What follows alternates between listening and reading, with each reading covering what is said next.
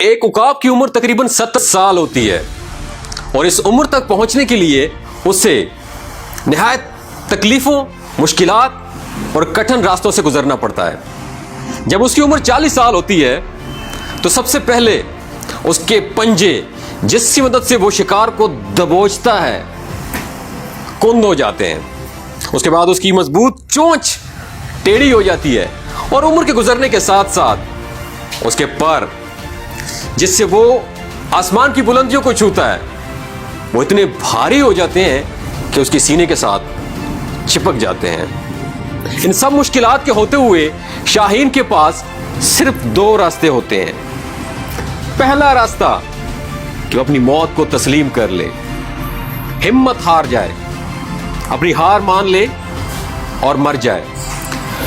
دوسرا راستہ 150 دن کی محنت یعنی 5 مہینے کی محنت کے لیے تیار ہو جائے۔ آپ کا کیا خیال ہے؟ شاہین کون سا راستہ چوز کرے گا؟ جی بالکل، شاہین ہار نہیں مانتا۔ وہ اپنے آپ کو 5 مہینے 150 دن کی محنت کے لیے تیار کرتا ہے۔ وہ پہاڑوں میں چلا جاتا ہے اور پہاڑوں میں جا کے سب سے پہلے اپنی چونچ کو پتھروں پہ مارتا ہے اور اپنی چونچ کو پتھروں پہ مار مار کے اسے توڑ دیتا ہے۔ جب نئی چونچ نکلتی ہے تو نئی چونچ کی مدد سے وہ اپنا ایک ایک ناخن اکھاڑ کے پھینک دیتا ہے۔ جب نئے ناخن نکلتے ہیں تو وہ ناخن اور چونچ کی مدد سے اپنا ایک ایک بال اکھاڑ کے پھینک دیتا ہے۔ اس طویل عرصے میں اسے 5 مہینے لگتے ہیں۔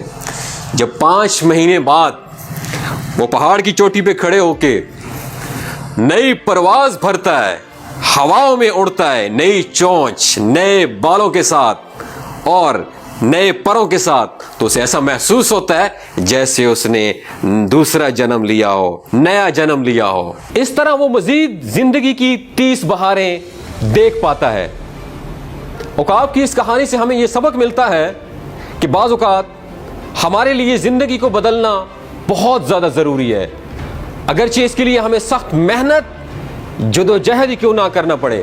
یاد رکھیے گا، زندگی کے ماہ و سال بدلنے سے کچھ بھی نہیں ہوتا۔ جب تک آپ اپنے آپ کو نہیں بدلتے دنیا نہیں بدلتی۔ مجھ ناچیز سمیت ہر پاکستانی نوجوان تبدیلی کو باہر کی دنیا میں دیکھنا چاہتا ہے، حالانکہ اصل تبدیلی اندر کی تبدیلی ہے۔ سب سے پہلے تبدیلی اندر آتی ہے، پھر باہر کی دنیا میں تبدیلی نظر آئے گی۔ مثبت تبدیلی کے لیے اپنے آپ کو بدلنا ہوگا۔